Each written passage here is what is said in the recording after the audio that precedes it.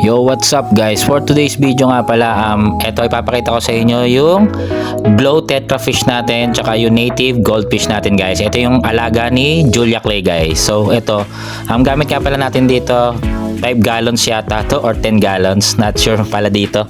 Tapos ito yan, ito yung methylene blue guys. So napadami yung lagay. So wag nyo nga palang dadamihan yung lagay nito, konti lang, patak-patak lang guys, mga isang patak lang. Kasi pagka nasobrahan kayo, ganito yung magiging sobrang blue. So ito yung kalalabasan guys, na sobrang, dapat konti lang. Ano nga pala to, pinaka pang ano nito sa tubig, tapos vitamins, ano na rin nila to, pang condition nila to guys. Pero bawal nga pala to pag meron kayong aquatic plants guys sa aquarium, bawal to kasi mamamatay yung mga plants nyo doon guys. Pero sa isda, okay to, goods to sa isda pag may sakit, pag man yung skin or kaya may problema, yan, pwede yun. So ganito lang dapat talaga yung kulay niyan guys. Ayan, di ba?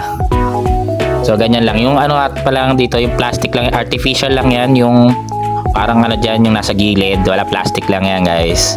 So ito, yun lang, bawal to sa halaman. Tapos yan, ginamit na lang natin to ng sponge filter. Tapos ayan, di ba? Oxygen, air pump. Ay, ayan. Tapos ano nga pala to guys, pag yung mga bago pala mag-iisda dyan guys, ano nga pala, dapat 1 to 2 days, kahit 1 day lang, whole day yon. Pag yung nawasa kasi may chlorine yun, di ba? So dapat pasisingawin nyo muna yung tubig guys. So para hindi mamatay yung mga alaga nyong isda, yung mga freshwater na isda nyo guys na pang aquarium. Kasi dati nung bata pa kami, lagi kami nabili ng isda araw-araw, pinapalitan namin yun, namamatay. Yung pala yun dati hindi pa naman uso, wala naman nagsabi sa amin na mamamatay sa chlorine. Hindi naman, wala pang internet dati, di ba? Hindi naman namin alam na dapat pala ipapatining nyo muna yung tubig kung nawasa kayo guys. Pero kung deep well naman kayo, wala namang chlorine, so good yung rekta na yon. Ayan guys, pinakain natin, may pellets nga pala dito, tsaka yung flakes yung pakain natin dito guys. So ito, matagal naman yung buhay niya, maganda rin, di ba? Yan, yung LED light lang, maliwanag naman, matagal masira yan, di ba? Bili lang kayo niyan, check out nyo lang dyan sa basket natin. Ayan, di ba? Ang ganda, blue, yellow, tsaka color pink na glow tetra. Tapos ito, tigil 5 piso lang to yung feeders, mabibili nyo sa pet shop. Yung mga native na goldfish lang yan guys, yung mukhang karpa.